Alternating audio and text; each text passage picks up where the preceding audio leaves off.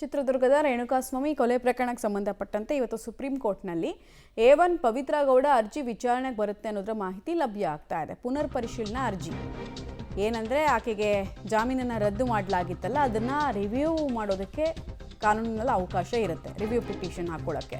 So ಪುನರ್ ಪರಿಶೀಲನಾ ಅರ್ಜಿಯನ್ನು ಹಾಕೊಂಡಿದ್ದಾರೆ. ನ್ಯಾಯಮೂರ್ತಿ JB ಪರ್ದಿವಾಲಾ ಅವರ ನೇತೃತ್ವದ ದ್ವಿಸದಸ್ಯ ಪೀಠದಲ್ಲಿ ಇದು ವಿಚಾರಣೆಗೆ ಬರುತ್ತೆ.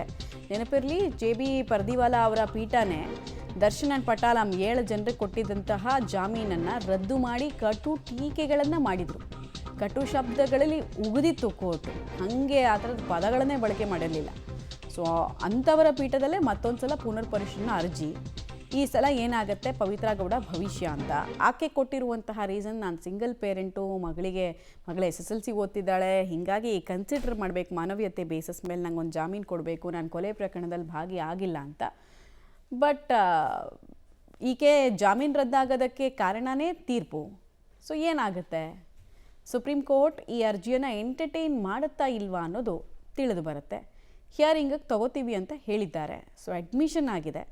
ಅಡ್ಮಿಷನ್ನಲ್ಲಿ ಏನು ಹೇಳ್ತಾರೆ ಅಂತ, ಯಾಕಂದರೆ ಇಷ್ಟೇ ಪಾಯಿಂಟ್ಸನ್ನು ಆವತ್ತು ಜಾಮೀನು ರದ್ದಾಗೋಕ್ಕಿಂತ ಮುಂಚೆ ಇವ್ರ ಪರ ವಕೀಲರು ಹೇಳಿದರು, ಸಿಂಗಲ್ ಪೇರೆಂಟು ಹಾಗೆ ಹಿಂಗೆ ಅಂತ. ಆವಾಗ ಕೋರ್ಟ್ ಅದಕ್ಕೂ ಎಂಟರ್ಟೈನ್ ಮಾಡಿರಲಿಲ್ಲ, ಉಗಿದಿತ್ತು.